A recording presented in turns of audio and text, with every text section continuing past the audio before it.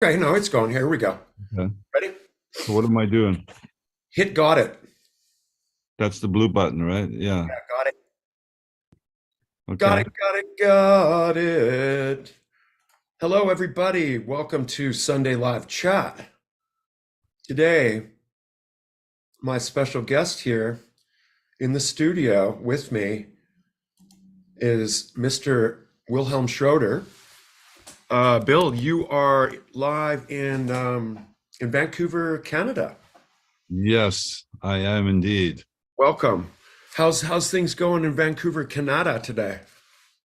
Well, at least it's not snowing and the It was weather, snowing, right? yeah, for the last week. So, but I think things are picking up and I can feel spring is churning along slowly and hopefully we'll be out of this place soon enough out in the world and having fun. Spring is in the air. Yeah, I mean, Vancouver can be very depressing, but a good place to write industrial music, hence all the rain and the gray days here. So it's catch 22. It's the funny thing is that today we're here, of course, we're talking about the 33-year anniversary of an album called Tennebrae Vision, which is disappearing because of my wondrous, lovely background. Um, Everyone knows this. Oh, look at what it's doing to the cover. Can you believe that this album, Bill, is like 33, 34 years old? Um, ye- yeah, I mean, I was talking to somebody yesterday, like about, time and how fast things are going. And I guess in some aspect, having artistic pieces of work give you a good reference as to like, time periods and stuff. It's humbling to think like, how far we've come and what we've left behind us. But the fact that we're still here to appreciate it and you know, look back on it, I think is a pretty key point and quite interesting. And yeah, so Could you ever have imagined when we were sitting here some nearly 40 years ago that I remember in this interview, I think this was in Winnipeg, that I said, well, we won't be doing this when we're 60. right. I'm not saying we're 60, I'm just saying, Yeah.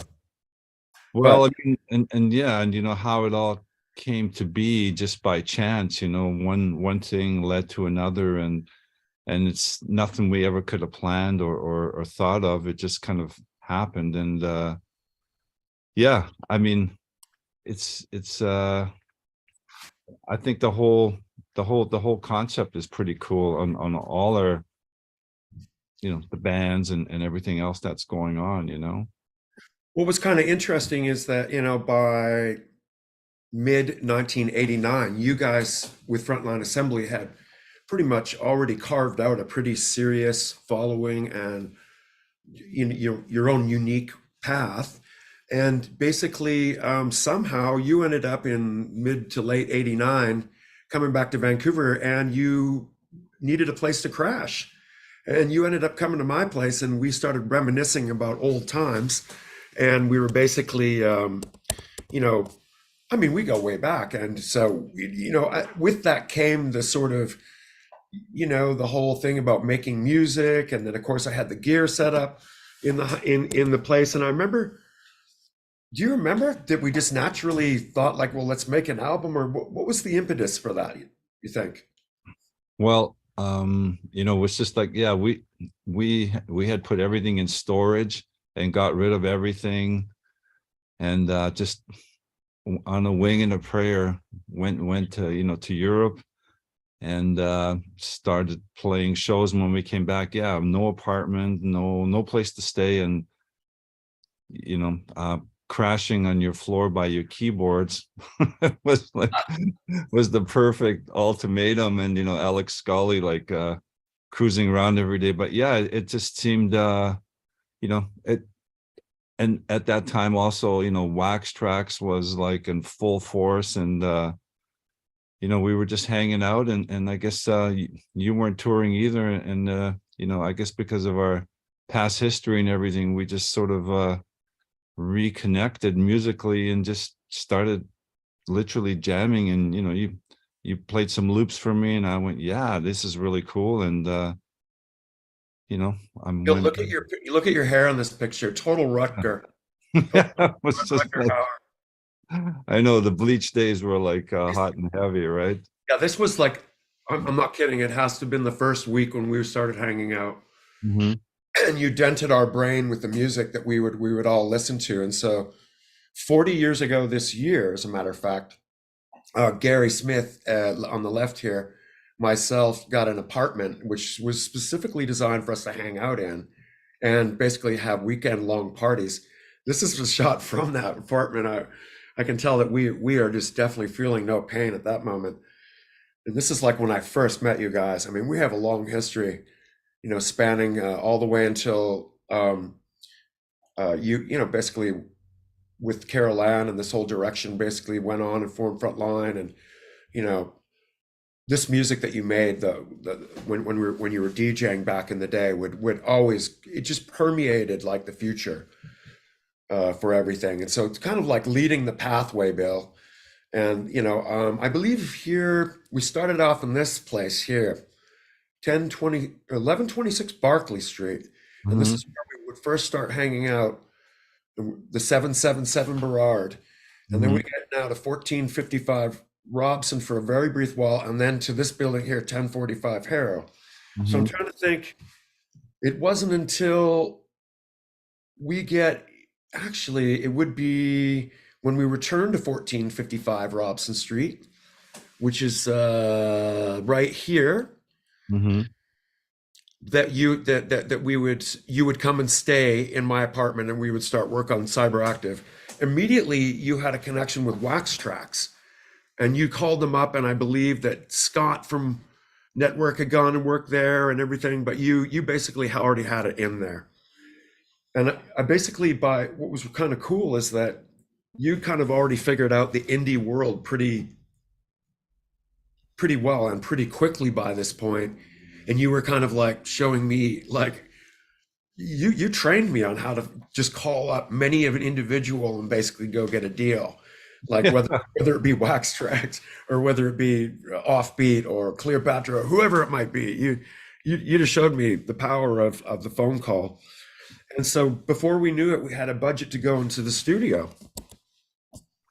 Well, like with Jim Nash, when I went there to do the Isolate video, and he really, took me under his arm, and sort of, I was this new kid in this big city of Chicago, and Wax Tracks was full of people and excitement, and he just took me under his arm and sort of brought me in, and like when we were editing our video Isolate, on the other side of the room with H-Gun was Trent Reznor's camp, and they were Right. doing Head Like a Hole, and the whole thing was kind of overwhelming, but I felt like I got a really good rapport with Jim. So when I picked up the phone and said, hey, me and Kevin from Skinny Puppy, we want to do a side project, are you in? And Jim just said yes. He didn't ask any questions, he didn't ask for any demos. It was super just like untechnical at the time, like where now it's a whole different story with that. But so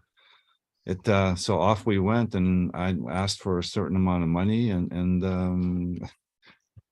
we just went with it. And We had the different power. times, yeah, the power was there, the whole.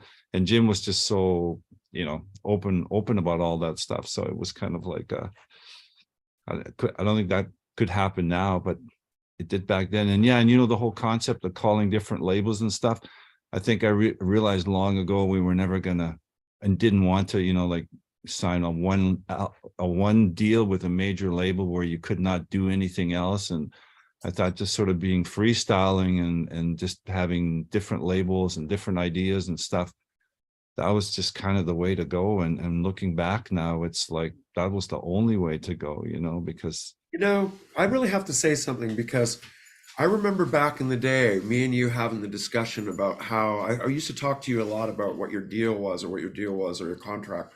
And I remember you like sort of giving me the picture that you would do everything you could do to avoid signing anything on the dotted line. And I used to think that that was kind of risky, But now, obviously, I've learned in the long run that without that, you have the power to keep your releases forever and to basically just do with what you will with your thing. And I now see that as one of the smartest maneuvers you ever did, man.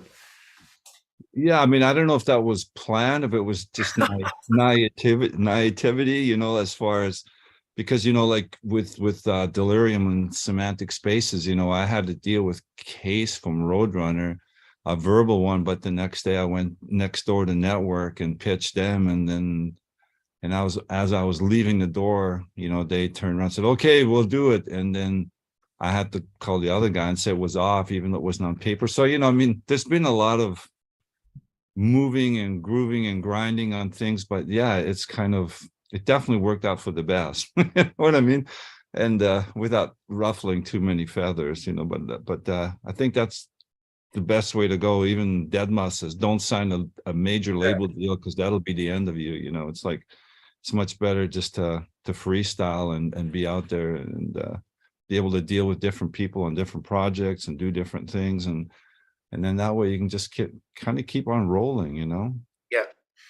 I remember at the time that historically for us, we were going through the period where it was like rabies, and we had Al Jorgensen sort of like cross pollinizations going on. And I remember that as we were finishing the album, that they were just about to do the Fence tour with Ogre involved and everything like that. So there was like this, I remember kind of like having the feeling, well, I have no idea what what the future will be of Skinny Puppy. And so the idea that we had to go into the studio was a very enticing idea to think like, well, I wonder what will happen, considering you're the guy that kind of inspired me to make this style of music to begin with. And I always liked about how you and I made bites together. I mean, we basically wrote a lot of those songs in late night jams. I remember you and I'd be just up all night long there with the headphones on, and I'd be like, because we didn't have a sequencer, you'd come up with a part and be like, yeah, keep on playing that, keep on playing that. And I'd come up with a part. And it'd be like, that was the essence of how it was written. It was really cool. But Yeah, I mean, I still remember you like sitting beside me going, okay, Bill, this is an oscillator, this is an 840, and there's 3 oscillators on the Mini Moog, and this is how you tune them. And I was like, oh, really? You need to tune this thing? And off we went. It was just one learning experience after another, but it was so exciting and so enjoyable. I mean, I'll always remember when me, you, and Kim Clark Chapness were sitting in that club in Gastown, remember? And you were departing with the other band, and how Kim was telling you, well, that's a big mistake. If you do that, you'll regret it. Nobody will know who the fuck is Skinny Puppy. It's like you're leaving this, and the whole thing was incredible, right? wow, I don't remember that, but now that you say it, I'm kind of remembering. Yeah, we were sitting there, and Kim would look and you go, I was getting a lecture. Yes, you were getting a lecture about how you're making. That was a huge decision. Yes. It was like, you either go for it. It was basically you jump off the cliff or you don't. And I remember when I jumped off the cliff, I remember how little money that I had for a long time, and thought like, well, this is it, man. You're really gonna learn now. And so when we hit the road, I mean, I remember what did we give each other, like $5 a day or something like that? Yeah, and the vehicle came from North Van. Remember, the couch went in the back. It was just like homemade truck. Yeah, and but the funny thing is nobody ever felt desperation or sacrifice. It was fun, right? It was just, let's get out there and do it, and it was just a good vibe the whole way in that sense, right? It was exciting. You know what other vehicle I remember well is your MG. Oh yeah. I mean, me and you were way too tall to sit in it, driving down Robson Street with big hair, and you looked at me and went, Bill, big hair guys, really toned. Everybody's staring at us. Quite often there would be somebody in the back too, sitting sideways. I'm trying to remember when and then when we did the album, we were driving every day in this car to the studio. Was this the car we went in? Like, I couldn't remember which one it was. Really? Dwayne squeezed behind us in the sideways in the seat each day. And I used to say to Dwayne that that was his biggest challenge so far in life. And he agreed because the studio that we went to record Tennebrae Vision was in Burnaby, and it was like kind of a bit of a drive. You know, I looked up if there's any photos available of Vancouver studios, and they're just non-existent for some reason, I guess. Does that studio still exist? Yes, yeah, it does. I mean, yeah. What's it called out now? there. It did change names. It had like a Green something studios before, but that's all I can remember. God, I wish we would have had like phones back then with cameras, right? You know, we didn't have much. I think you had to go, use the payphone or use the phone from the studio. Just think how great the selfie would be with Dwayne in the back and with me and you with our heads sticking up in the front and this little MG going out there, or like, taking That's doing the some thing now. selfies with Blixa at the studio while he's screaming for beer. It's just like, That's the thing now. Any ancient video clips or things that I find from the era, I'm thinking like, wait, I'll find like a 5-minute fragment of something, and I'll be like, why didn't we run that thing for 24 hours? It was like kind of like this disappointing thing when you only find fragments of things that you'd wonder, why would I film us eating dinner when I could have filmed us jamming or something like that? wow. Yeah, I didn't realize, I couldn't figure which car we had to go out there, but it was That the was it. MG. And also the car that me, you, and Ogre would drive in when we would do anything together. It was the photo sessions of the early stuff with Skinny Puppy. And Really? oh yeah, we would all cram into that car, man. That's crazy, right? If you think about it, like, we're not like little guys, right? It's just like Definitely not.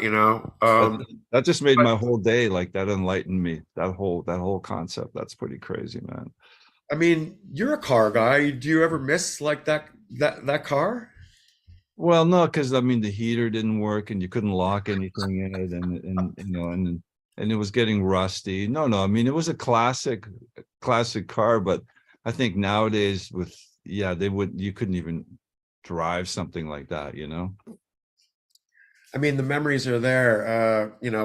Starting with our inspirations. I think like the thing that we always knew that if we're going to make an album, we're going to be inspired by somebody like that we were inspired by, and I know that one of them for sure is Tom Ellard. Yeah, I mean, like when he played at Cold Waves, he kind of made my day, when because we did that same year, and he told everybody, like when people were talking to him, he pointed at me and he said, that's the guy that literally discovered me for Canada and brought me over here, and I was pretty flattered by that because I hold him in pretty high regards musically, right? Absolutely. I think that Tom's always had a super special place in our hearts because Yeah. if it wasn't for our enthusiasm, I remember when we had arranged with Tom to do his first show in North America at the Love Affair, which thus got him signed to Network and thus, got him on tour with us and all the whole thing like that. So basically it opened the door to him, but also I cannot forget about the door that he opened to us by this album. I mean, come on. Mm-hmm. You remember the Indeed. first Yeah. time that you heard this? I was with you. Yeah, I know, right? I'll It never kind of like, forget yeah. that. You'll never forget that. And I know that like back in the day when we would be at record stores together, we would be looking for something that would, I mean, you'd rarely find something that was like as earth shaking as this. Mm-hmm.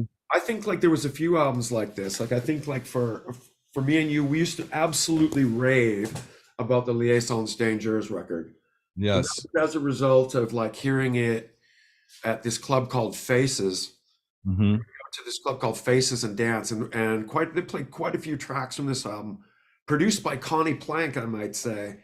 Still to this day, one of the most seriously well-produced electronic albums of its kind. Would you not agree? Yes, I mean, like, yeah, by far, like one of the most inspirational albums of our genre of music and electronics, and you know, again, you know, way ahead of its time. And Simplicity on it was so good, but like, a better part of the album was made using Korg gear. And I remember at that time, like we could find lots of gear in Vancouver, but there wasn't a lot of Korg gear. And uh, it was like a three-piece band, Beate Bartel, um, Chris Lohaas, and do you remember the name of the vocalist, Bill? I can't. wasn't it like Gabi, the guy? Yeah, Yeah, was the Spanish guy. yeah, Spanish guy.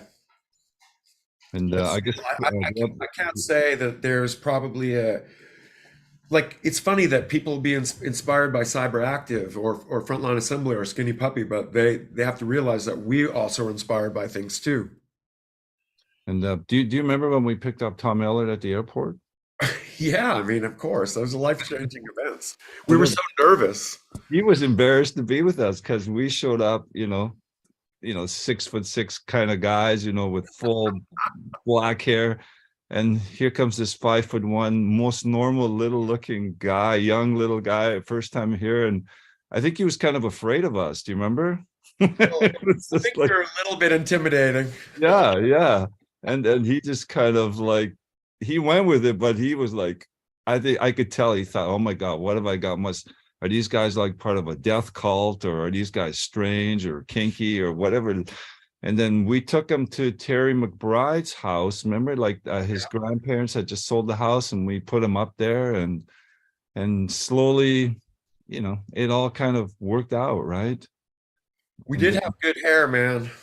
And he didn't he have one synth when he played at the Love Affair? Remember, we were like, he only has one synthesizer. How is he gonna do a live show, right? And that was the Oscar synth. Yes, that's right.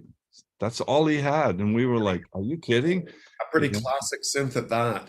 So and then of course, you know, the all night session for one of Skinny Puppy's most favorite, you know, famous songs, right? That was quite a night, right? Yes, do you remember at the very end of the night, this night right here, we were just finishing mixing. Mm-hmm. I don't know which one of you guys did it, but one of you guys shoved like the explosive cigarette bombs into a cigarette. And I lit it at the end of the mix session, and it did the classic like thing where the paper curls up to your face when I lit the cigarette. And it was so loud too. It was just like, man. Now, I don't know if that probably wasn't you. That was probably Ogre. Yes. Or maybe it was Ray. Yeah, that definitely wasn't me, but I just remember the whole night, like, you know, trying to find that chorus, you know, between you and Tom, and then even Tom sort of giving Ogre like a vibe on how to do, you know, to do the lyric in a particular way. It was like a real joint venture. It was quite a night. It was full on work night, you know. It was like but by the morning it was pretty magical where it all ended up, you know. Like, I remember that he opened the door to the idea of using other sounds other than what you would get from your synths. He'd be like, "No, man, you make the snare drum like oof." He would take the microphone and like make a sample like that, and I'd be like, "Wow, I never really thought about how primitive stuff actually the idea works so well." And then, when I was listening to the album Tennebrae Vision last night, I was thinking like, one thing that I really dig about it was, we were using the same sort of gear as I've depicted many times in these chats, but specifically, there's prominent usage of like the ESQ, the Emax 1, and a lot of the bass lines were played by hand on the Emax into the Steinberg Pro 24. That's right. Yes. You and I together sat there in the apartment making these layers of bass sequences. Do you remember? Yeah, I do. And smoking a lot of weed to get into the groove. It was kind of hand in hand. I don't remember you ever smoking weed except for right at the very beginning. I don't remember you smoking weed during the album at all. Did you? Well, when we were jamming, yeah, your place, of course, But you're always. But yeah, I mean, I'm still trying to remember how we hooked up with Blixa. Do you remember? Yeah, I got that story for you here, but Yeah. first let's look at the gear here first. So Okay. the Pro One, of course, like the sort of high dickety dickety stuff we called that. Um, you know, wasn't used as much as like the sequencing of like parts from the Emaxes. The Emaxes was the prominent bass line throughout the album. The vocoder, well, we'll get into that. But anyways, if I'm going to talk about the vocoder, we're talking about the Roland SVC 350, which is Right. also the same one utilized on Warlock. I believe we use that most prominently on Ruptured Freaks, which I really love the sound of it. A lot of people, Bill, have always asked about what's your effects chain for the vocals on this album, and I noticed that there was questions already um, in the chat about that. And I'm going to say that this was the MCI console that we were using, which is Yes. very old analog, but very nice. I think it's a British, believe it's a British console, and it had some nice tube warmth to it, and nice. But you know, if we were going to utilize any outboard gear, I remember utilizing this on your voice, and also the heavy metal pedal, Right. as well as the SVC 350. This is the Micro Moog. Bill, you or the multi Moog. Bill had the Micro Moog. Yeah. We had the multi Moog, we had the micro Moog, yeah, and we had the mini Moog. It Oh was yeah, it was the Moog family, right? I don't remember. Of course, and every single drum sound on the album, there is not anything that isn't sampled from the S900. It is complete. It's an S900 paradise throughout the album. I mean, we were utilizing the classic Lexicon PCM 41, the Ibanez DM 1000, the other Ibanez delay, which I don't even know what the number is. It's another Ibanez delay. Of course, it was all sequenced on the Atari 1040 ST using the Steinberg Pro 24. Bill, there's your original Moog. Yes, you know where that is now, right? It's like, It's owned by Josh Hawley, and it's safe in Portland. The other Skinny Puppy Mini Moog got stolen from Josh, right. unfortunately. I'm so glad it wasn't this one. Yeah, I mean, I paid $700 for that, and at the time, I took a loan at the bank for like $500 and bought it from the guy at Lana McQuaid, and that's when I was working at the bank upstairs, right? And every month I would pay back $100, and 5 months later it was paid off, right?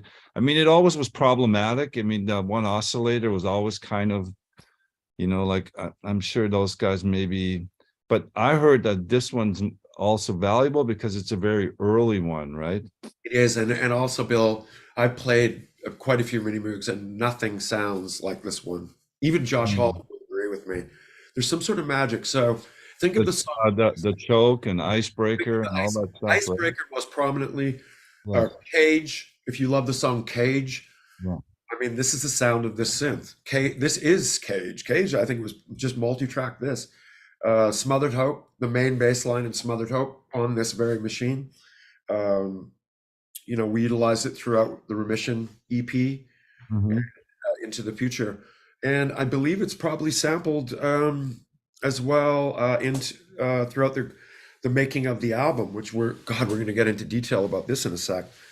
But this is the gear list, folks. Of course, the Emax 2, the mainstay of like any sort of like extra. It was like Emax 1 and Emax 2 with the Mirage. I mean, of course, I loved my radio, and I'd always sample from this very radio. You remember that thing? Yes. I mean, the gear, we would load that out to Vancouver studios. We'd set up there, and we would prepare ourselves. Bill, I have to say too, this album probably inspired us easily as much. Can you see it? Yeah. Yeah. Which one's that again? That's the, I staggered mentally. yeah. I mean, yeah, you could, it was a game changer, it was just like, I'd never heard anybody do vocals like that before, it was just that kind of raw, like, straightforward type approach, was kind of like just the whole concept, that whole, portion control, was just like, where did that come from, and how, where, like it was and nothing to compare it to. I don't think they sounded like anybody. They sounded like everybody wanted to sound like them afterwards, but it was a total game changer, right? Like I don't know how many times I would play the first 3 albums of theirs, but I mean, I probably lost count. And then we called them. Do you remember? Yep. Like in the middle of the night, all high on DA, we were like, let's call these guys. And who does that? Who would do that now? Like Young nobody guys would do do that. that, Young right? guys would do that. You put your phone number on the album, like a young guy, like up in the middle of the night. That And, guy. and John and Dean answered the phone and was like, hello. And we're like, hey, we're like, we're from Vancouver, we're Skinny Puppy. You guys are fucking cool, man. And they're like, all right, well, thank you very much. They were very They have English, fond right? memories of it, though. That's the good thing. We sounded like a bunch of doubters from Canada, right? It was just like, but they picked up the phone, and I mean, wasn't We that the same with Edward Caspell? Kind of, we just Yeah, called, it's the same right? number too. Ironically, we learned. Yeah. So, So, but I yeah, mean, like, here we are. We're going into the studio. We're armed with all this, with all these inspirations, and we're like, okay, we're dead set. We're going to now return to the studio after you've carved out a few years with Frontline Assembly. I've done my little time with Skinny Puppy up to Rabies, and then what was really cool is that, of course, I had a cross breeding with Adrian Sherwood, who kind of supplied some kick-ass samples mhm. that a better part of the album. I mean, I have to give credit where credit due. Uh, Adrian Sherwood was, I mean, classic guy, came from the world of Lee Scratch Perry. I kind of thought that, okay, we're we're taking all these things with us into the studio, and we're going to make Tennebrae Vision. Mhm. One thing that before it like really occurred to me is that when we made Nothing Stays, basically it would be the first time that I would say, hey Bill, I think we should like work with this guy that I think might bring an extra element to it, and it might be that Nothing Stays could be a single. So it might be cool to go to the bigger studio with the SSL and get this guy named Greg Reilly to do the mix. Mhm. And so that was the first time that you and I worked together. Well, the first time you ever worked with Greg. And I know that I saw that you just were absolutely blown away by Greg's abilities and by Greg's approach to things. And that cemented an extremely long career that you have had with Greg, where you have like, he's like your rave. I mean, he's basically the guy that you make, what, 99% of the music gets mixed through Greg now that you've made? Yeah, it started with Caustic Grip, and we've never looked back. I mean, and all our, whether it's Frontline Assembly, whether it's Delirium, whether it's like Reese with Fear Factory or Conjure One. I mean, the list, it's endless, right? And it's incredible. It's like, yeah, you could write volumes on all the mixes, all the stories, all the different bands, everything that he's been a part of. And I can't, like, I keep thinking, like, there's all these weird things that come into play. If it wasn't for Greg, if it wasn't for Debbie, if it wasn't for Gary, if it wasn't for a few things, No. maybe none of this ever, or like Ogre coming from Calgary, like just in Carol Ann, bringing him into the group, was kind of, all it took was one of those things not to be part of it. And maybe none of this would have happened. And that's kind of bizarre, right? If you think about it It is. on a personal level. It's all based on chance. The world is all chance, and the chance that things will propel the way that they did, and it all. Maybe later we can go do a chat where we go into more detail about what that chance entailed. But it's But, important to point but out that with Greg really is also a fabulous photographer.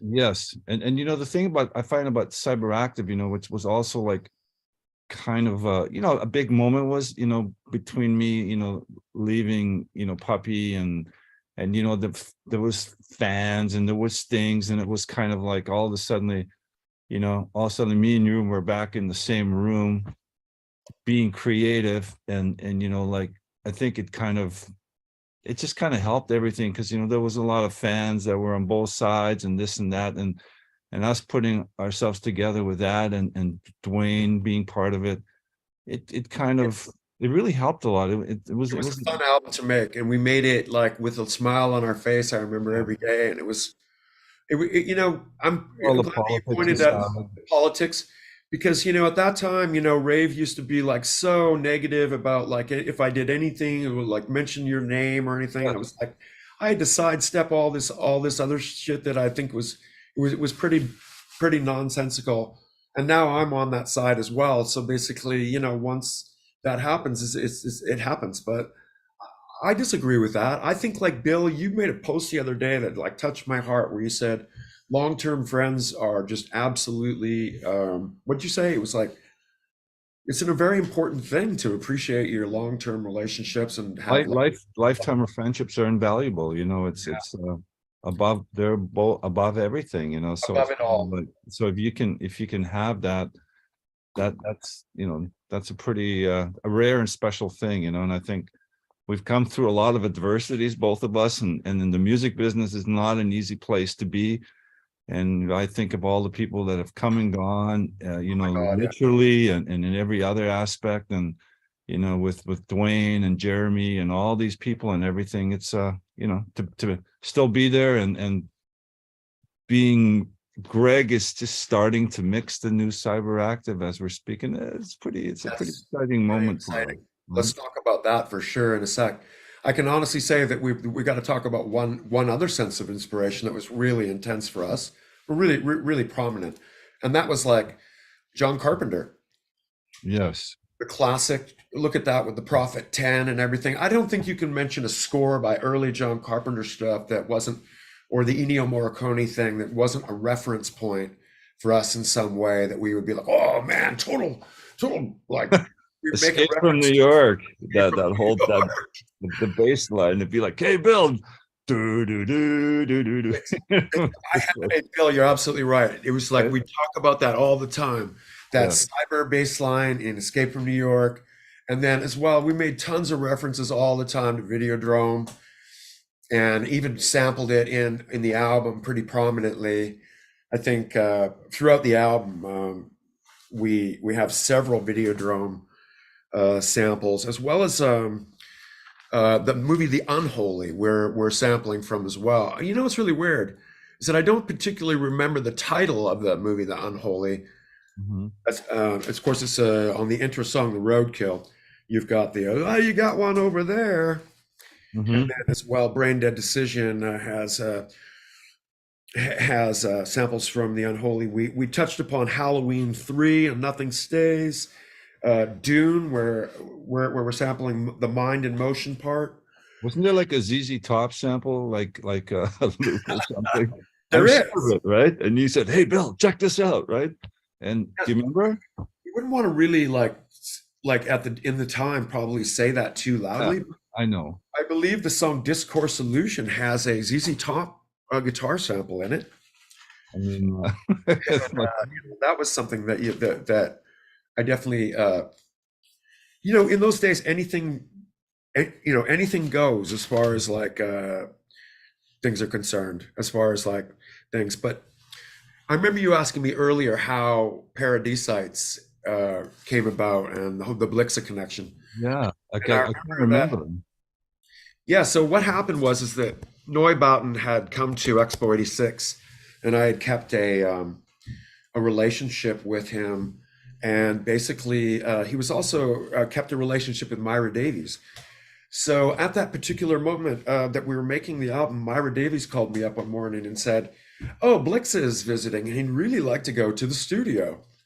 And I said, "Oh, great. Well, I just happen to be in the studio right now and we're working on an album." And she said, "Well, come pick him up. He's like feeling anxious and wants to go." So I went there and picked him up and brought him out to the studio. Were you in shock when I arrived with him? Yeah, I mean, I didn't know. It's just like, and He's kind of an he's stressful to be around. I mean, you know, he's we intimidated. we He's did play two shows with him in New York, and the Pink Dots, and but yeah, it was like, he's intimidating. As soon as he walked into the venue in New York, he looked over at the promoter and said, "I need to go to the art gallery." And the woman came over. "Okay, Blixer, we'll take you. We'll take you." It's just like, I was like, okay, that's that guy, right? Yeah, I remember that I was scared that I mean I love Blixa and he's I kind of broke through the veil luckily with the Expo 86 experience, but I had to pay my dues a few times. It was during the recording. We did a recording with them at Mushroom where I think once you make a recording and you do the recording session, you can like move on to the next level type thing, hopefully. But that they kind of did, and I saw him a few times before this. But we picked him up that day, and we had a song together that the CyberActive version is called Meltdown. It appears on the B side of one of the 12 inches. I believe Nothing Stays or Temper Mm-hmm.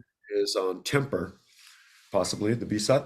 And Blixa heard it, and he's like, "Oh, I want to add this and this," and we just stood back, and he started saying, "Okay, I want to key the gate with the piano," and I'm like, "What does key the gate with the piano mean?" You were looking at me going, "Bill, this is so hilt." I was like, "What the hell does it mean?" It's like he Oh, I wants to know. open a noise gate with an acoustic with an audio with an from a microphone that's on a piano. So it's irrelevant that it's miking a piano, but it was opening a gate that had these sounds in it.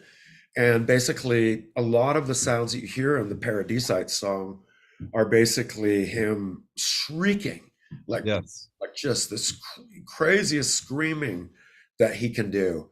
And it was like almost horrendous shrieking sound, but uh, We it had was to like, get him okay, beer. He wanted beer. Do you remember? yeah. Like, he wanted some beer. And then, hey, he did that, in German. It was pretty epic though, right? It was very stressful, but I mean, it was fun in the end because we figured out how to key the gate and we figured out how to do the things that he was anxious to do. And then he laid down the vocal Paradiesites, which I believe in German, it means paradise on this side. yes. And we were all like, "Oh shit." And then so what's cool is that we had two songs out of one. Meltdown is kind of like has like the full classic duck bass line. Right. Yes. And that kind of made that.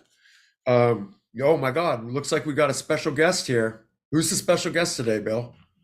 Um, I don't know. Like, I think somebody by the name of Reese Fulber potentially.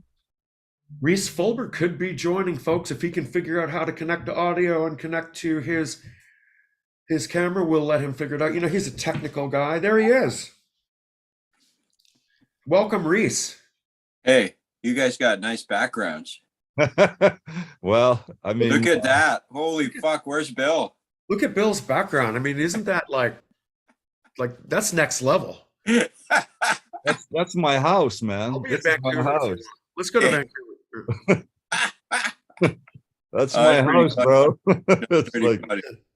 but hey, Kevin, do you remember we're talking about do you remember what the initial album title for CyberActive was? No, I don't. What was it?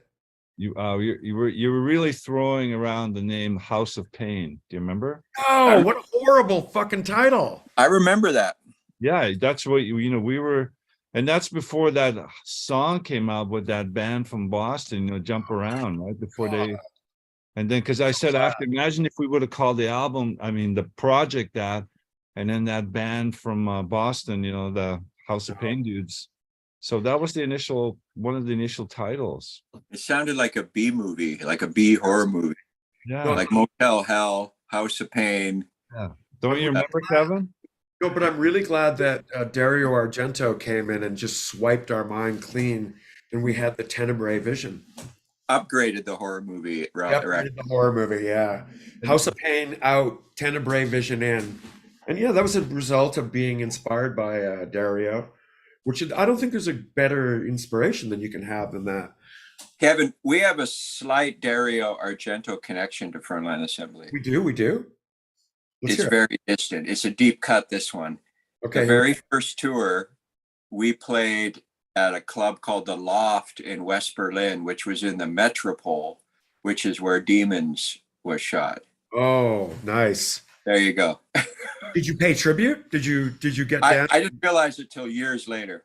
like Demons. I saw like Demons years later, and it was outside the Metropole in Berlin. And I go, shit, we played there. I remember when the wall. First time we played there, the wall was still up. Really? You know, Wow. absolutely. Absolutely. The first couple of times we played there, the wall was Yeah. up. Yeah. Anyway, that's my anecdote.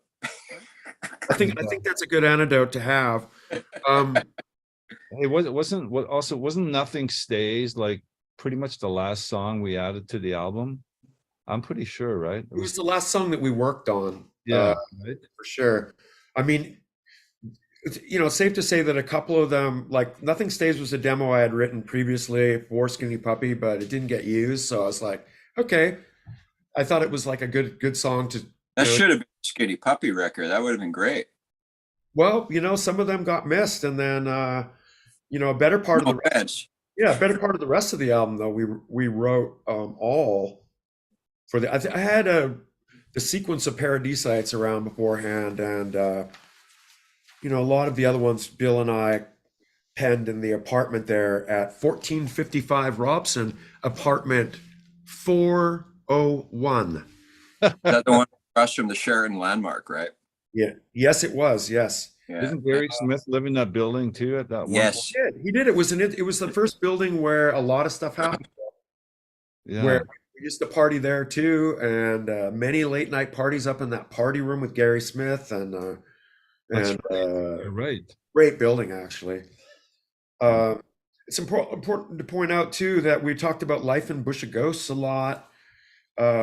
We used to rave about how nice the Curtis filters sound in the Emacs, and everyone was relating to, the compressed 8-bit goodness and stuff like that in the production. I'm saying something about the production of the album that really stands out for me is Brian Big Bass Gardner, man. Oh yeah, he's awesome. There you go. I was in his. Have you ever been to his room? Oh yeah. I went to his room to master this album personally with the guy. Look at the end how he turned into like a total like hippie. But at the beginning, this is what he looked like when I went there. Yeah, I was in his room once, and I'm trying to remember what it was for. I think it was for Civilization by Frontline, Bill. What's up? I think that's when I was in Brian's room with him. He's a really nice guy too. It's important to point out that his name is Brian Big Bass Gardner. And how he got that name was But didn't he play Caustic and Tactical and all that? Yes. Yeah. When I was in his studio, it's not that big, and I knew he did a lot of hip hop. And I asked him, because I had a feeling there'd be a good answer coming. I said, Brian, I know you do a lot of hip hop sessions. You get like more than one person in there for those? And he said, yeah, one time I think I did Snoop Dogg and there was 30 people in here. Yeah, no, it could accommodate. It had the couch in front. He mastered CYBERACTIF, the album, right? Yeah, he was really he mastered Linkin Park. I mean, he did a lot of stuff.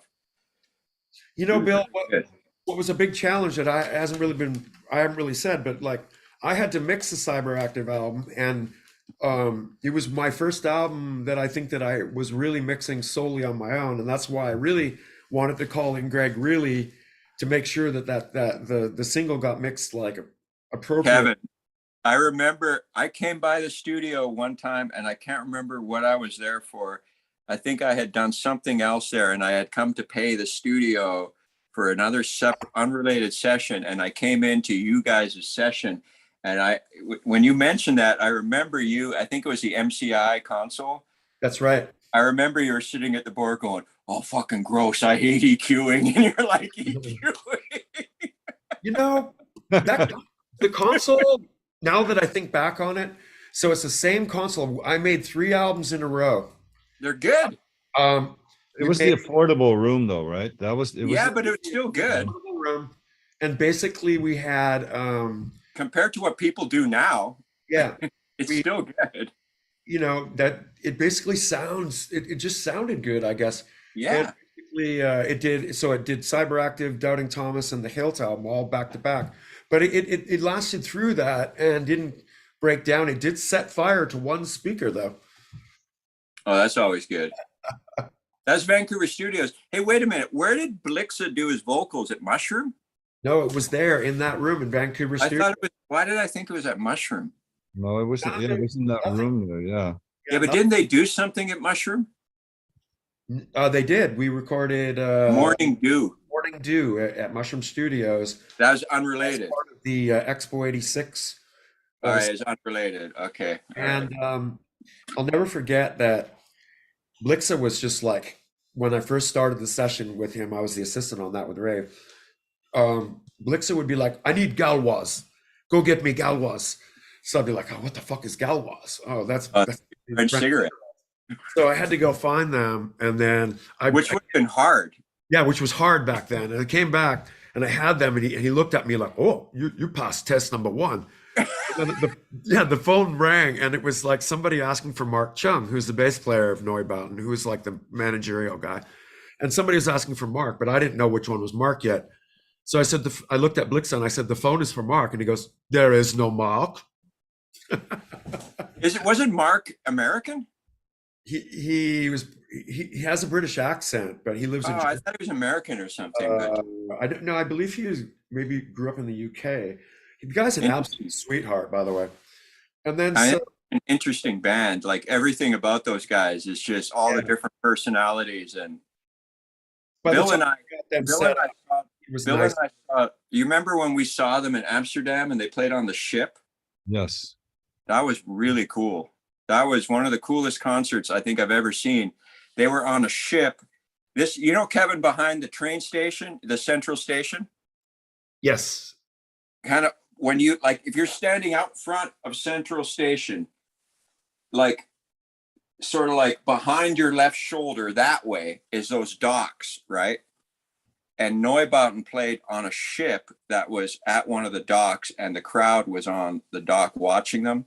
And they were like using the ship, like Unruh was climbing up and hitting. I mean, it was I think that was around 1991 or something. That was a really, really cool show. You really can't beat like what those guys did at the time. I mean, I'd have never seen a more ferocious show than their Expo show. Well, they were, in essence, they're if you really break it down to its essence, they are a rock and roll band. Yeah, I mean, if you look back, there's some video of the events at the time, and the arrangements are pretty solid. It's just the instrumentation was just totally whack. Yeah, and they would do folk songs. They would do that one song where it would be quiet and it would be like a folk song, and they're like nothing else. There's no more original.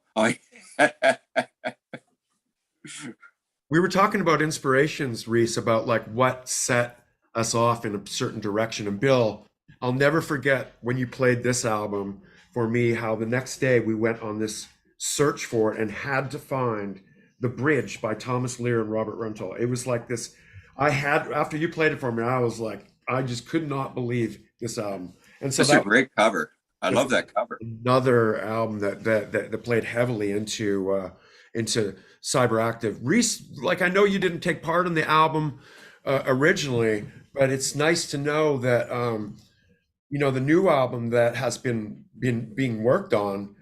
I'm just so happy to be working on this with you. Oh, I appreciate that very much. It's likewise. It's a mutual thing, because I've always wanted to do something like, I grew up with Skinny Puppy. So, I mean, when I met Bill, I knew he was the guy from Skinny Puppy. So I grew up with your music. I mean, I first heard Skinny Puppy, I was probably 14 or 15. So I was pretty young. And I had just made the transition from punk rock into electronic music, kind of. And about a couple years after I made that transition, then I discovered Skinny Puppy, and it was kind of opened everything up. And I've always thought in the back of my mind, like, yeah, we could do something that would be cool. And this was the perfect moment, So why do you think it took like 33 years? It's just everyone's got their thing going, it's that's a long time, right? It's like but time goes by. Like when everyone's doing their thing, time passes, Time goes so quickly. You go on tour. Make the best of your life. You're here right now. Do it. Make the best. if you go on tour twice in a year, it's like the year's gone. Yeah. That's absolutely so But true. it's kind of cool how like it took this long, but it somehow now everything just kind of fell into place without, I felt Honestly, like there was no struggle. Everybody just did something and it all just kind of, yeah, it I worked. think it's the right time. I think Right. I am better prepared and better at what I do now. And I think this is the right time. You And blew me away, man. sometimes I'm frustrated with like the production work I've done, because I think I'm much better now, because you keep learning. You never stop learning unless You did you're, done a great job, Reese. That's the great part about a collaborative. And you said to me, I said, man, this is so great. It's like, it reminds me of Dwayne. And you said, that's because I listened to what you did and then I get inside that instead of maybe yes, something else. that's the key. The biggest thing, by the way, the thing about Dwayne's ridiculous. I don't know what to say about that. Dwayne was something special. To be in that conversation is ridiculous. I don't even know what to say. But anyway, Great. You're great at your craft. but the thing is, Kevin, is it was really, I would say I did one song a day. I whipped through it, because all I would do was I would listen to what you were playing and I would figure out what your riff was. And I'd be, oh, okay. All right. I get it. I get it. And then that riff You just got right inside. just germinates everything else. Okay, we need another part. So we take this chord and invert it a little bit here, but it's still connected to your root. Yeah. And like I said, I know Skinny Puppy's music, so I know what you do, and it's such a distinctive sound that all you really have to do is support what's already there. There's no need to compete with it. You just kind of support it. Well, no, what you did was you refined what was there to bring it to a higher level. Yeah, but it's still it's still just support. It's taking what's there and going, we just need this, we just need that. The idea is already there. It doesn't need a competition. It just needs an enhancement, It's also important to big up and point out that some of the original jams I started with Dre, and so there's some drum contributions from Dre as well. I saw it on the tracks. I saw Yeah. Dre drums. I saw well, that's always cool. I love Dre. Guilherme Pires from Brazil. Basically, Oh wow. he was a collaborator from the X-Way album. He also collaborates on, I believe, 3 of the songs on the album. I think I know which ones, because I can just tell by the sound, Again, there's a very rare thing, it just gels and works. Also, Eric Peterson also has contributed. Eric was there too.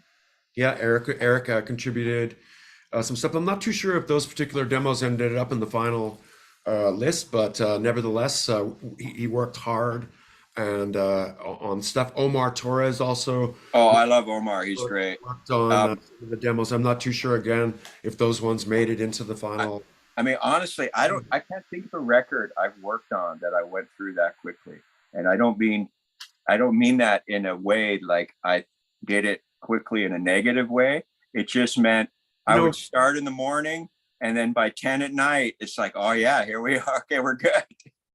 But what you would send me each day, I would just play it. And sometimes, you get the track and you're not sure if you're scared to play it. Every time I play something from you, it'd be like, fuck, this is perfect. This is just right. This is like just exactly what I felt. So song a day, Kevin. That's true, dude, is like, is that the new CYBERACTIF is alive and well and coming soon, is also currently being mixed by the guy we were talking about, Greg Really. Bill, I've heard some of the final vocals and what you've done, and I have to say, you really stepped it up as well. Oh, I agree with that. I played it and I was just like, my God, considering where we came from, where at 33 years ago, I remember when we made Temper, I was like, Bill, sing in German. Well, I mean, yeah, it was like the music was inspiring. It's like it makes it easy when you listen to something and you go, hey man, this is really freaking cool. And I think one thing inspires another, and I think that's what this whole project is like that. So everyone brought their A game for a Skinny Puppy related album. I think that's what it is. Well, here's what I have to say is that I started on the demos for the CyberActive album in 2017, and they could have been used for Skinny Puppy. And by all means, when I write, I'm writing just the best I can do. And I guess essentially, if there was any sort of like activity going on within the Skinny Puppy camp with interest towards a new album, then I see that those could have very well been handed off in that direction. But because there isn't any kindling being burning in the creation department of a new album for Skinny Puppy, I felt just totally appropriate that the work should go forward and come to you guys. And like again, this is like who knows how long we're gonna live, man. We're in our fucking 60s. Tell me We about just have to make the best of the time and have fun. Well, And it's a good record. I think it's a really strong record. I think people will be surprised when they hear it. The It's still pressure's there's on, a the lot of pressure's on achievement in there. Greg now. what's that, Bill? Say that. The pressure is on Greg now. If it sucks, it's his fault. I think Greg will be fine. Greg did a good job on everything recently. Greg's had a hand in. He's done a pretty good job. So Greg is a pro, and I know he's that like a surgeon. he's a surgeon, man. He's like he's my favorite old school mixer above anybody. He's my favorite guy to mix. Well, he's detail oriented, and when you make detail oriented music, that's important. Yeah. So it's going to come out on Artifact Records. Apparently, it's going to be a nice gatefold vinyl and CD. So it'll be much like the trio of the original releases. I don't know. There'll be 12 inches or whatever. How many But 12 inches was there for Tennebrae? Was there just one or was there two? there two. was Two? we had Temper Right. and Nothing Stays. Well, those were two separate. Yes. Yeah, I Yes. can't remember. It's been a while. But, so okay. So then I guess we can. So be on the lookout. This isn't the cover or anything like that. This is just I would like to say, I'm really happy that we're working with Alan Yeager, because man, Alan Yeager, again, as an artist, I love what he does. I know that That looks cool. I like that. Now that I see it again, I like that. I know that he's still working on it. So this is like, this is just an image that we're playing around with. But I know that Simon Paul's going to be involved with the graphics and everything in the wrapping up department in the end. I know there's going to be some nice colored vinyls. So be on the lookout for all that yummy stuff. Do we have a title? Bill, we were going to ask you about that. No pressure. I know, like, who's going to come up with this title, right? Like, I mean, you came up with Tennebrae Vision, How's right? about House of Pain? Kevin, you came up with Tennebrae Vision title, Yeah, right? I did. Yeah. How's about House of Pain? No, that's I'm just saying, I know, but I guess like that's always the big one. Like, how's about people on Patreon, like write in some suggestions of album titles. there you go. See? We'll throw them in a hat and then cut them up, and then we'll come up with something. Is that old Vancouver behind you? It is in the With the 40s. green building there? What a nice old city it was, huh? You know what? When I was a kid, I always used to want to get out of there, but looking back, I miss the way it used to be. Yeah, back in these days. I miss Vancouver is ruined. It's too busy. It used to be way better in the old days. That's for sure. Well, it was weird because it was a small city that had weirdly cosmopolitan elements. Like Vancouver had pretty good record stores for how big a city it was. Absolutely. And Like I'm when you think about it. like Love Affair, Faces, like Yeah. the Getty Dancer, so many great clubs back in the day. And like, I'm sorry, hookers all over Davie Street and Seymour Street used to make the city's vibe. And then you had like cheap places to go eat and stuff like that, like Fresco's or I remember that place. I forgot about that. Or how's about Nemoto's? That was like the center where we go get breakfast every morning. It'd be like $2.99. These guys, Japanese guys, making the classic. Bill used to call it speck. That's like, but hey, Reese, when Manfred Schick came here from Berlin, like back then, he says, "Wow, Vancouver's like a resort town, like a little resort town," and it kind of was always. It was always a bit of a destination because of the nature around it. But now it's ruined. It's like a big city. It's like now it's just like It's just nothing like the nature in Vancouver. The nature in Vancouver is on these trails in Stanley Park. There's just nothing like it. Stanley Park, have you been there? It's a mess now. It's Oh, all is it now? Oh no, I don't like to hear that. No, it's weird. It's not the same. It's, There's you just know, too many, there's just too many people. Let's take some questions from these people that have been so polite to ask them. Thank you for your support, guys. Chris, thank you. Jacob, thank you. Arvin, oh, got so many questions to ask about this banger. I know you're going out all sorts. If we've already answered the question, we'll skip through it, okay? But when you were recording, did you think this album would have the lasting appeal that it has? that's for the first album, I guess. Yeah, if you could narrow down one song that was the most cyberactive. Bill, is there one on there that's like this says to you it's the most cyberactive futurist one? I think a lot of people have said to me, Dream Needle has got like that just ultimate sort of like creepy crawl type thing. Yeah, it's a very it's very non-descriptive, distinctive sound and song, and I don't think anything really like it, and just the way the whole it I think that's definitely one. And iWraith says, just one question, do you believe this new record to be a departure from the style of the first? I'll let Reese answer that one. It's different. It's well, the technology has progressed that allows you to do the things now that wouldn't have been possible back then. So it's probably, a little more slick, I guess, but that's just mainly because of technology. I think musically, it's a progression of everyone's. It's a progression of Skinny Puppy and Frontline's, how their music has progressed. Kind of, it's different to the first record, but it has a lot of the same spirit. That's a good answer. Yeah. We've answered the wax track stuff there, Larry.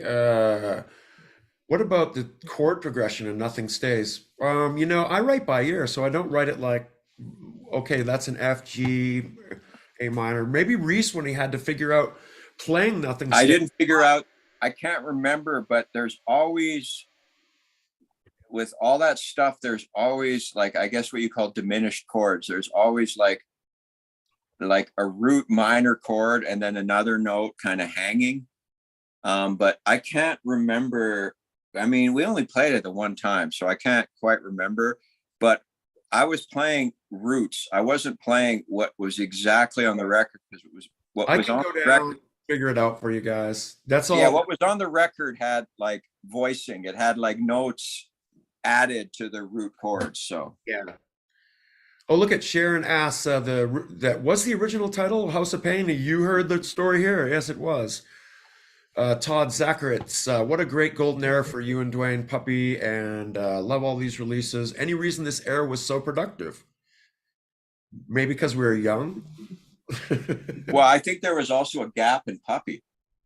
There was, and that it's like we had to keep the spirit going. As we spoke about earlier, Bill and I had created quite a spirit that kind of had been left aside when you guys created Frontline, and then you guys like took off, and it wasn't for like what 3, 4, 5 years later that we would return to make the album Tennebrae Vision.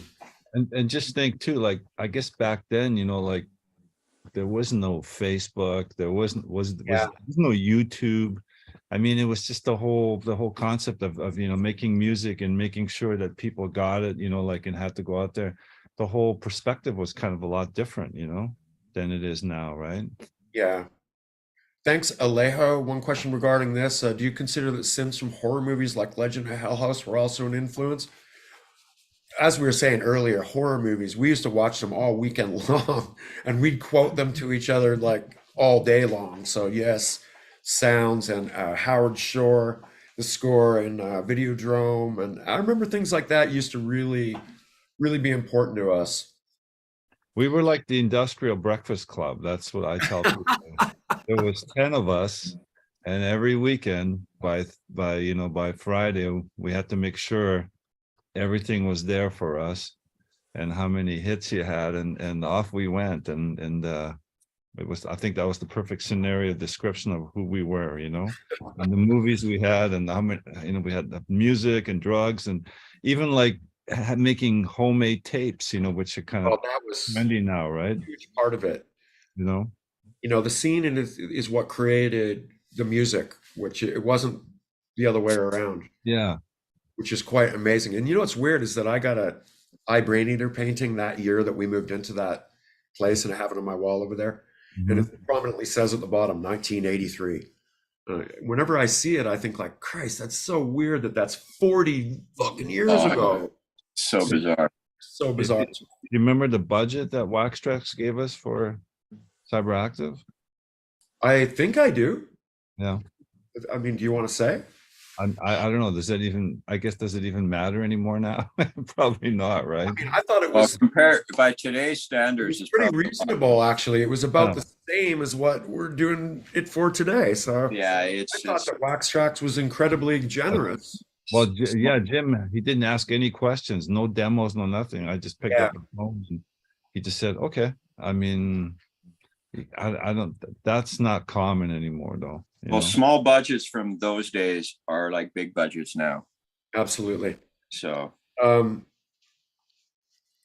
Bill, I mean, James asks here, can you talk about the baselines on roadkill, brain dead decision, acid cripple, ruptured freaks temper? Well, I remember that Bill and I sat in the apartment and we did exactly what we did for Bites. And Bill, that's how he got the nickname Wilhelm Schroeder. He'll come across this, ba-dum, ba-dum, ba-dum, ba-dum, ba-dum, ba-dum, and I'll be like, play that, and I'll come up with Yeah. another Yes. track and just keep on laying down layers. And you hear the end result on Tennebrae Vision. So that was a big part of how the record was made. And it's like, just get in there and start, as we said, brapping. Kevin gave me a lot of leeway to all you fans out there because I didn't really know what I was doing, and he was much more ahead of me on all these levels and stuff. And so he took pity on me and let me jam it out. And then he would say, "This is good." This, you know, like, so a lot of credit has to go to Kevin for just me, you know, allowing me to be crazy. I have to give, you know, I have to give credit to Joe Visvari and Images of Vogue, Gary Smith, those guys for teaching me what I knew. Because as you were saying, Bill, it's such a fluke that we all came together. Well, I had been trained by these guys, everything that we did in Images of Vogue that we started doing in Skinny Puppy. And you learned that formula that was basically how we trigger a Pro One, how we basically then play this and get this, and how we lay it down to the Porta Studio. And then basically that became the procedure for how all of our bands for that basically came out of the Vancouver ilk, including say stuff like Numb and things that were an extension of that Images method, I'm going to call it. I forgot Don was in Images. Yeah, and so Don, same time as you. Yeah, and yeah, he's part of the original lineup. And so Don, you know, was one of the ones that figured out the way the pulse out of a drum machine could trigger the advancement of the sequencer on the gate trig input on the Pro One. And that's essentially how we all ended up making 3/4 of the the first 4 albums. How many albums you probably made that way, right? So wait, Don was before Ed. Absolutely. Okay, all right, I get it now. All right.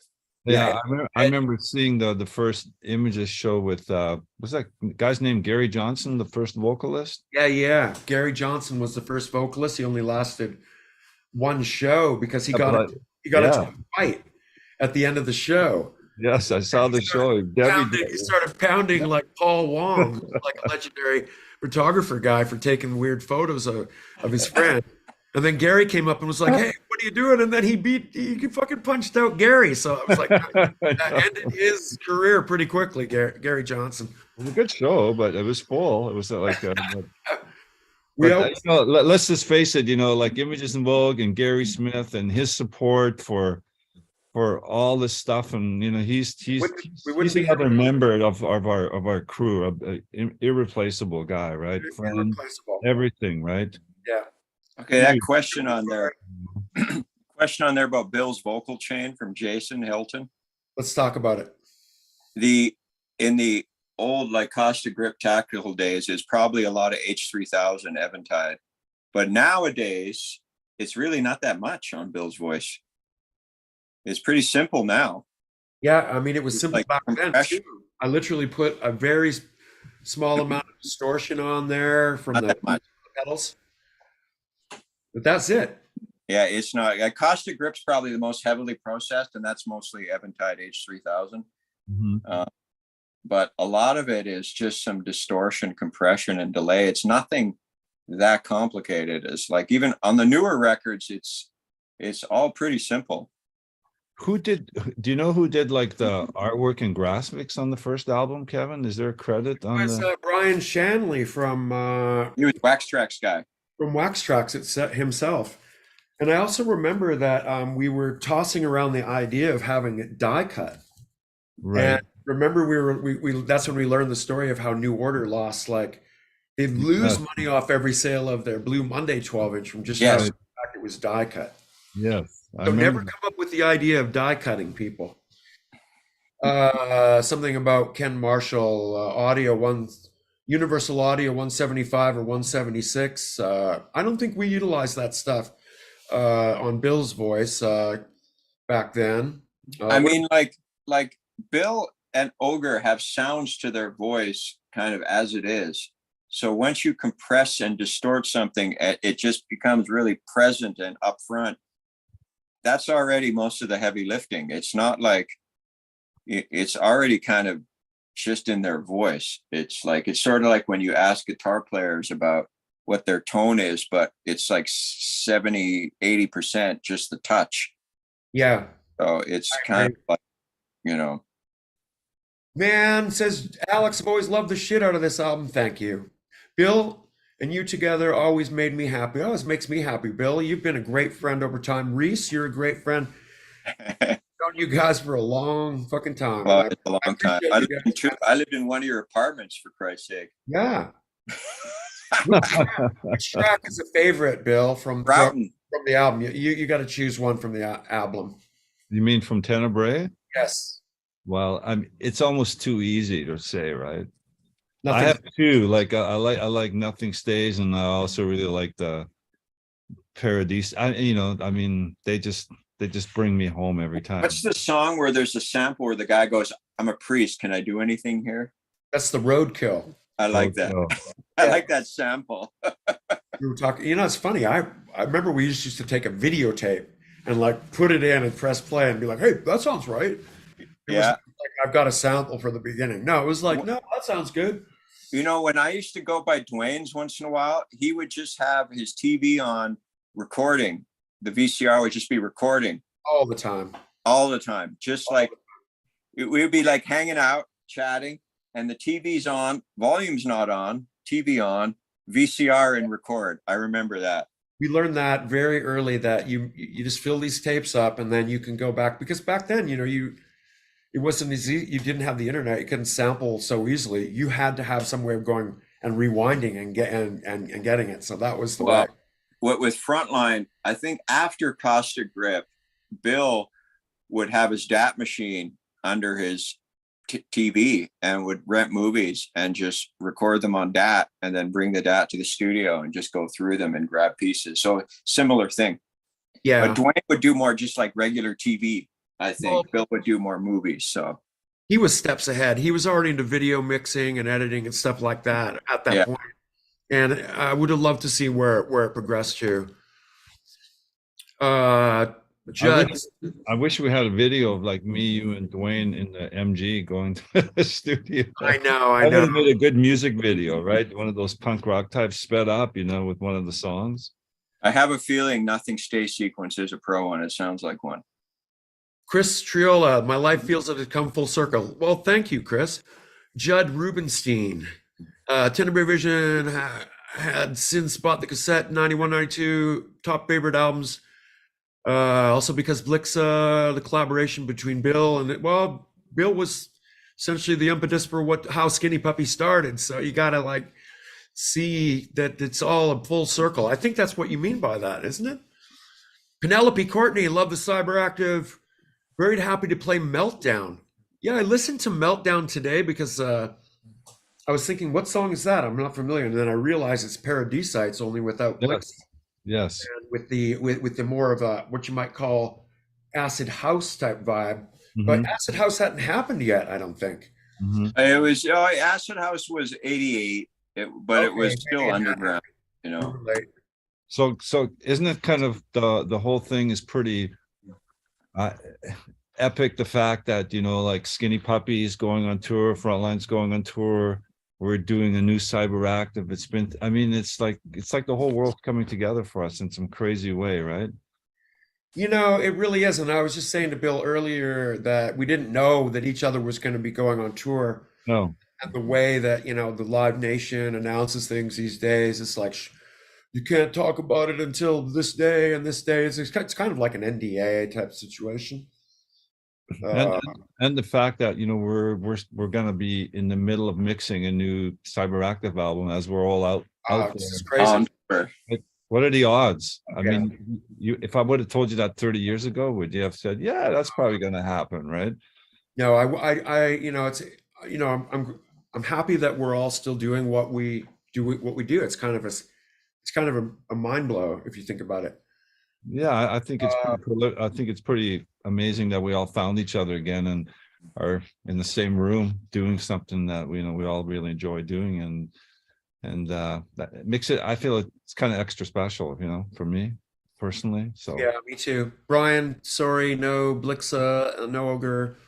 How John? Figure out the notes. I think we've answered this question here. Meltdown parody a bit. Well, as I said, that was more of the cyberactive version of Paradisites with a very classic, funky Dwayne bass line. When Dwayne added that bass line that day, I remember we looked at each other and was like, "Well, damn!" I thought like I heard every yes, variation of this of that song, and then all of a sudden it like just picked up, and that was what was fun about it, is that you never knew how a song would end up. so are we going to do a video for this album? I don't know, just throw that out there. We didn't do anything for the last one, did we really? No. Do you like doing videos? I mean, how do you feel about videos? Do they even matter? I mean, like, I'm curious what people out there would think. Like, does it matter to anybody anymore that a band does a video, or is it essential, or Let's look. too many videos anyways? You know what I mean? Everyone's like, yeah, do a video, do a video. But, you I know, mean, I don't know. We'll see what happens with you know, with the whole thing, I guess. maybe all three of us in a behind a green screen and a lot of smoke, and we're just all and Reese is just It'd be going like, forward. you know, in Autobahn when they're in the bug, except it's an MG. Oh, right. Yeah, that would be perfect. Wouldn't it? Yeah, I Got a mean, couple of late questions. Biggest question I have is whether anyone has yet made an FLA parody, menstrual distortion, yet or not. That's up to whoever wrote that comment to make that happen. Okay, exit. I don't know what that means. That's outside of my department. Apart from Depeche Mode, the three of you are responsible for most of the music that has influenced my musical path. Thank you. Thank you, Pete. Please tell me you are all going to be at Cold Waves this year.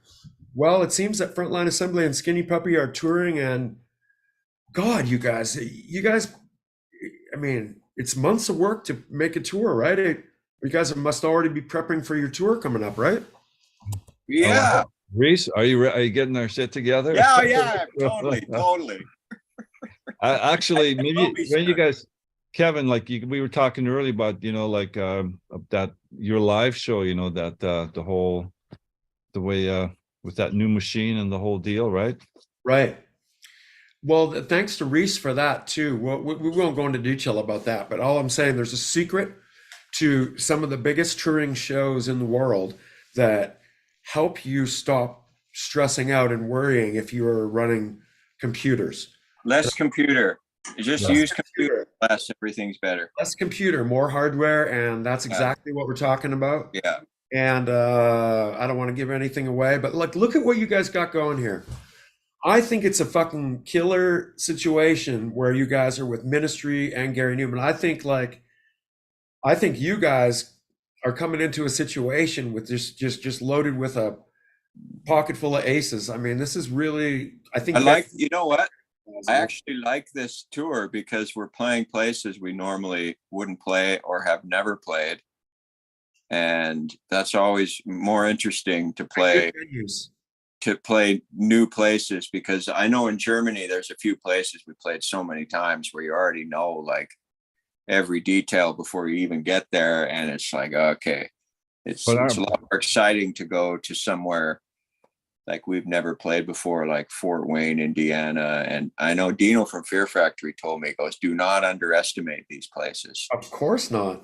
But are we going to be like on? Most people are going to be outside smoking by the time we're going to be finished. No, I don't think so. I think nowadays people pay money for a multi-tool event. They want to see it. They're paying for it. They want to see it. I think those days of old where people would buy tickets and then miss the first 3 bands. And I don't think it's like that anymore. I think once people get out, they want what they bought, I think it's we'll find out, right? Yeah, that's what I think.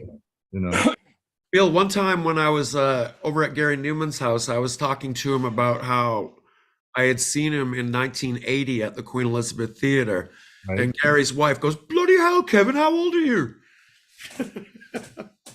Oh, that's great. Yeah. And Bill, I think you had to have been at that show at the Queen. Yeah. I mean, that was the one where didn't they have moving? Yeah, he had the car and yeah. He had the guys from Billy Curry and some of the guys from Ultravox in his band still. Oh, really? Oh yeah, it was like it was huge production show. It had 2 layers or 2 levels of guys and all lights and everything. It was like a huge show. So is that when Cars was like a hit? Yeah. That's what that was about, with the cars and everything.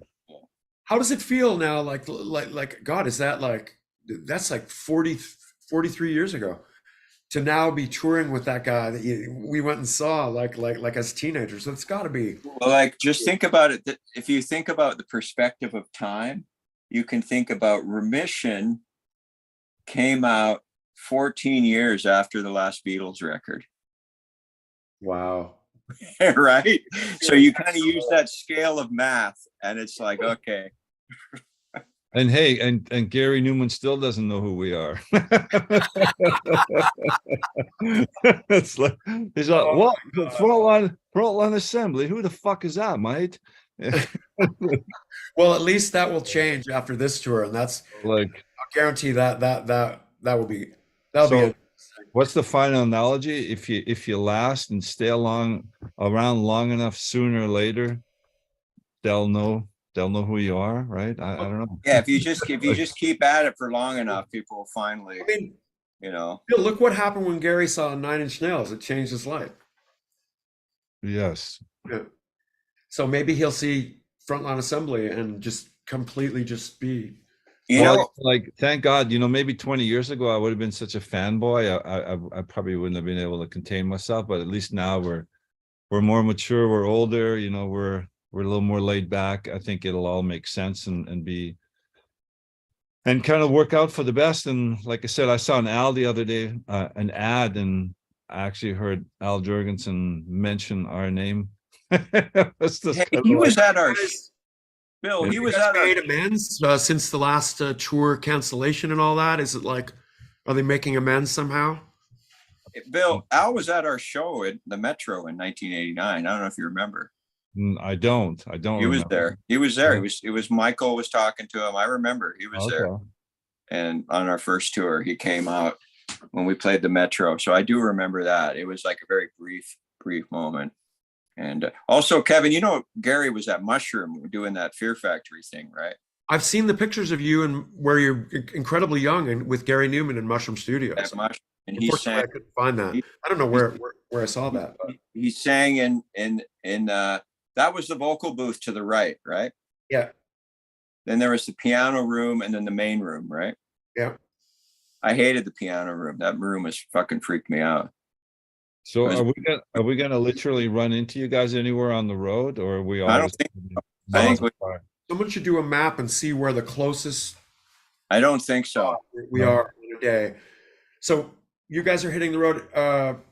It's shortly after our tour. Our tour is like less than a month. Yeah, I'm gonna look it up, but I think our tours do not converge anywhere.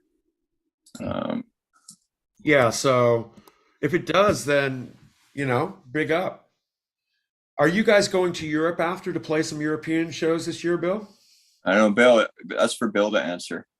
Yeah, well, yeah, we're supposed to do WGT and I think about 7 or 8 other shows. And then and then that's it for now, I think. Yeah. You know, But first we have to survive this American tour, which will be quite an interesting adventure, I think, for all of us. And so when do you think, I wondered, like, I guess hopefully by the time we're done touring, the album will be mixed, the new CYBERACTIF, right? I would say. I would think even before that, you would Yeah. hope. But The you know, next month or so something. Yeah. basically, just so people know, we didn't plan this. We didn't plan it to coincide Oh, with this or the tours. It just so happened that everything in the world just coincided to make this all happen the way that it's happening. And I'm just anxious. You know, what's nice is when you're not rushing and you're just making sure everything gets done right. yeah.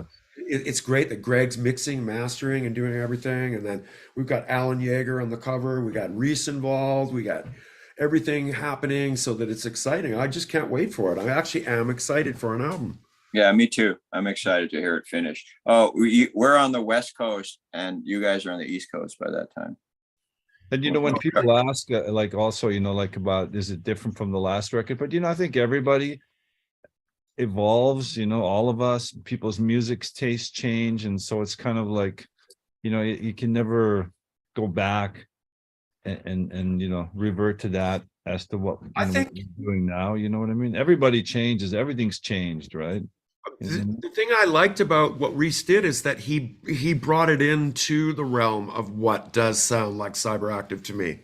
So I think that for me it's perfect. Like I think like it just has a sound that I'm extremely happy with, and especially with the collaborative edge with you two guys. And I'm so excited to see what it's gonna even sound like with Greg. And It's gonna sound good. yeah, thanks to Guilherme and thanks to Eric and Dre and the rest of the crew, Omar, all you guys for all the effort you put in, and then all you fans for, like, as soon as we mentioned it, my inbox is just always blowing up. Somebody asked, "Is there ever going to be a cyber tour?" Well, never say never. We don't know. We don't know what Jason the future- Novak's already asked us. Maybe a thing, you know. I mean, who knows, right? Are you going to make a gear list of everything that we used for this record for people, or That'd be hard, I think. yeah? I mean, essentially, Or is that pointless to do something? no, it's not. It really isn't. I think that's a good idea. For me, you know, at this point in my history, like everything got used in my whole studio on CYBERACTIF. Like it was like basically, you name it, it got used. Mhm. So, you know, basically from the original Skinny Puppy wall to the modular to the old analogs and everything like that. And then I fed it off to Reese, and Reese has got his killer studio. So it went through that world. It went down to, some of the songs went down to Brazil, went through Guilherme's studio process. I mean, See, what I that's like cool. about it is the end result, you know, is I don't know. I did use a pro on some of it. So Okay, Pro then, one is always important, isn't it? Wouldn't you say? then I don't have to ask that question, because I was going to actually just say that did the Pro One show up? Hey, there you go. showed up. I mean, can So it we, was probably already on there and then I put on more. Nice. is that not one of the most important synths in our history, you think? So, It's, yeah, I mean, oh yeah, That and the absolutely. MIDI. I used a lot of Omega 8 as well. I love the Omega 8 and trying to think what, yeah, I think I used this. Kevin, I got this weird keyboard. Someone left it at my dad's studio. What? And I just took it and had it repaired. It's this this Yamaha CS. It's the same guts as a CS80, but it's like a cheap, almost like an organ, a CS15. Wow. Sounds amazing. But it's, you know what it's like? It's like a preset. It's almost like a preset synth, like the one OMD used to use, but the Yamaha one. And it's got like a manual section that's like really basic, but it sounds exactly like those days, you know. So You know, so what I've come to learn, Reese? what's that? You know what I've come to learn is that Yamaha makes some pretty damn nice stuff. Their old stuff is really, it sounds really, really good. And does. This was just like something someone left that was like, they thought was garbage. And I took it to a friend of mine who's a tech downtown, Rick Smith, and he fixed it up a bit, and then I started playing it, and it just sounded like Jean-Michel Jarre, and I'm like, I love this thing. That's a winner right there, Jean. Yeah, so I put it on the record because and Rick told me it's the same chips as the CS80 and everything. It's just a cheap, you know. It was like meant for like guys to have on top of their, you know, piano to play solos or something, you know. So hey, and what label are we going to put this on? Do you guys know? It's on Artifact. It's an Artifact, Bill. Well, Bill, you should know. You figured out the deal. No, but I just thought we should give Jacek a shout out because let's give Jacek a shout out for Artifact for all the support they've given. Artifact have been a very supportive label for a lot of cool bands, and Yes. and he's a super nice guy who lives in Iceland. Nobody's perfect, but you know, it's a place to live, right? Hey, Iceland's nice. I'm just kidding. I mean, that's where he lives, right? So like, Just try and reach him, though. Just try and reach him. but yeah, so like, I just want to give them a big shout out. You know, that's Yeah, I'd like to second that. The support that they've given has been second to none, and it's always good to be on a label with. You have your solo stuff on there as well, right? Yeah, always more stuff coming. Well, not always. Who knows if we'll ever make.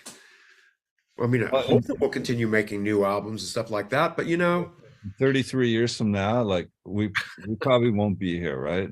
You think? maybe not. Maybe not. Well, no, Reese could be here. Reese will still be here. Right? Hey, but you know what? Not Everybody that much younger. everybody has this video. So, hey, everybody in the future. Hi out there. I've noticed that if I say, hey, today's the day way in the past, and you're looking at me in the past, big Yes. up into the future that it actually works. That's a cool thing to do. Okay. All right. So, And guys, like, you know, I can't say thank you anymore except to you guys. You guys are great. Thank you for everything and the fun I've had working on this album with you. I'm anxious for more news to come, but also thank you for joining this chat. It's been No problem. Bill, pleasure is all you guys mine. don't understand.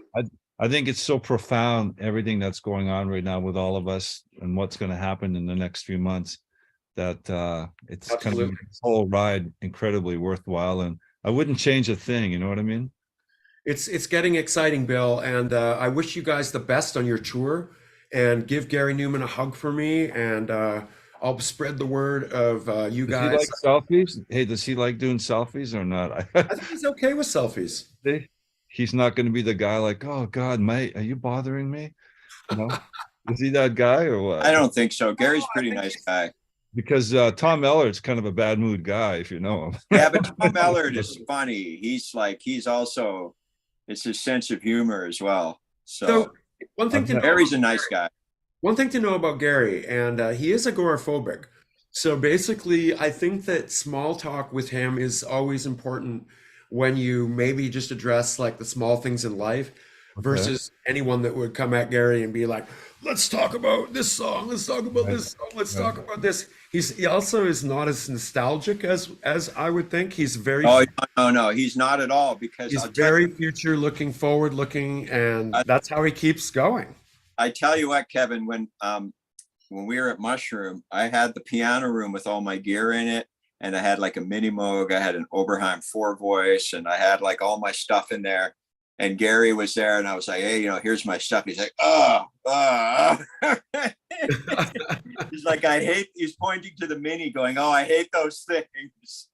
Hey, Kevin, what about Uncle Al? I've never met him either. So Oh, he can be a sweet guy. He's gonna be sweet. He'll embrace it. Al's a character. I can only say I've been in the room with him a couple times. I've been introduced briefly. He's a character. He's sort of like what you think he's gonna be.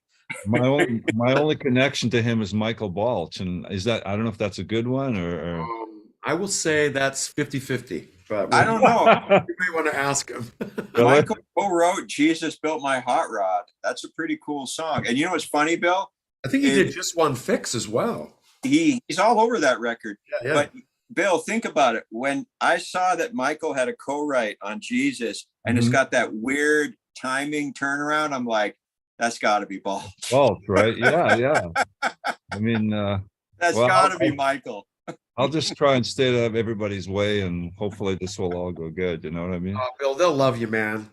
We'll see. I guess. At least send me a picture of you at least hugging both of those guys. Yeah, well, let's see what happens, right? You know, I think John, it's gonna be cool. I think it's gonna be a good vibe. John Bechtel is a total Oh, sweetheart. I love John. John is awesome. I've known John a long time. John, You know what? introduce Bill to Al and make sure he gets a hug. You know what? I think I connected John with Fear Factory. Oh, really? I think so because we played with Killing Joke at City Gardens in New Jersey Oh, in classic. 91, right? Right. And I remember. and you remember that gig, Yeah, Bill? no sound check. We had no sound check. And it was, at least for us, it was a good gig. Killing Joke, it was a weird gig, and Jazz went into some big rant about machines to the audience because the Yeah. audience was kind of younger and more to see us. And I was standing on the side of the stage going, "What's wrong with you guys? It's Killing Joke," right? And it was just Killing Joke hadn't had their full renaissance yet, right? But we were all like, "Oh, this is awesome. This is so cool." And I remember they had this guy playing live keyboards for them, and he had a skinny puppy pin on his jacket. And I started talking to him. He goes, "Hey, my name's John." He's a real soft-spoken, sweet guy. And then I remember a few years later, I saw him playing keyboards for Prong, the metal band, who are huge Killing Joke fans. And I actually met those guys at the Ritz in New York because that's where we also played with Killing Joke. And so they saw us because they were there for that. And they were kind of a hot band for a while. And then years later, Fear Factory needed a new touring keyboard player. And I go, "Hey, what about that guy, John? He used to play with Prong and Killing Joke or something." I could be wrong. I don't know if John's out there. So if I'm wrong, I apologize, but I think I'm right. I'm not sure. I'm not 100% sure, but I think so. We've had John here on the Sunday live chat. Big up, John. Super cool dude. And I look forward. Well, you guys are gonna look forward to hanging out. Yeah. And also Roy, the drummer for Ministry, Roy is really cool. He knows all the cool stuff. He's like been around. I remember meeting him in the East Village in the 90s. He used to have a band called Thorn that was kind of industrial-ish that Roadrunner signed, and he's also great. He's a really nice guy. Always been cool, always been around. Bill, there's a picture I have somewhere on my computer of me, you, and Roy at that festival in Germany, the Full Force Festival. Yeah, I have that picture. And then Nick was playing with, who was he playing with? Soulfly or something? I can't remember. Yeah. That's funny, Bill. Is that you guys ended up on Roadrunner, and you're talking about Roadrunner. I know, it's so weird that's on Roadrunner. This is on Roadrunner. It's so weird. That is weird. It- Think about it, right? It makes no sense. It doesn't make any sense that they released the most hardest electronic album probably ever made. I love that picture. Like you see it if you Google search, it's like on Pinterest or something. It's what's her name? Beata Bartel? Yeah, sitting in her apartment with her MS-20 and MS-50 behind her and a tape machine. Yeah, I showed that a little earlier in the chat. We looked at it, and yeah, no, Beata is like so cool. A legend. And it's funny because Myra Davies became very close with her and ended up working on a project called Miasma with Gudrun Gut, who was also in Suicide. And so Gudrun Gut, Beata Bartel, and Myra Davies made a project that Myra has been releasing several albums over the last few years that are really cool, by the way. But it's Myra ended up getting into music as a result of meeting all of us and doing the expo thing, and then going to Berlin with Blixa, and then getting involved with everybody. It's really worked out nicely for everybody. I actually met someone in Berlin who knew about Chris Haas from who said he was like a really talented but really troubled. He just was a troubled guy. Yeah. And ended up dying really young, but he was supremely talented, but I think he just had a lot of issues and he could never get it together. But he was like a huge talent because that stuff is way ahead of the game. They basically took what DAF did and took it, I think when you add like the Connie Plank, the thought of them making that album at Connie Plank's, and as well like the fact that it is kind of DAF-ish. There's no doubt about that. But it's a little more pushing it further. It just hit harder. Still, there was nothing like it in the day when me and you heard that when we were at Faces, 1983. Me and Bill would be just that dance floor would be out there. Whoa, whoa, whoa. It's funky. Liaisons has really got like a funk element to it. It's like, it's just incredible. Hey, Kevin, do you know what your lineup is for when you go out, or is it top secret? Oh, it's our Justin Bennett on drums, Matthew Setzer on guitar, me. Oh, Matthew's going? Yeah, and me and of course Ogre. Right. And we've got our good old crew. Zombie Dre on the side here. Data Bomb is my #1 man. We've got Dustin, which is Ogre's #1 man. And what about you guys? You got Tim Skold, you, John Siren. I think John's coming, Tim. We're still figuring out the other parts, but Let's I like Matt.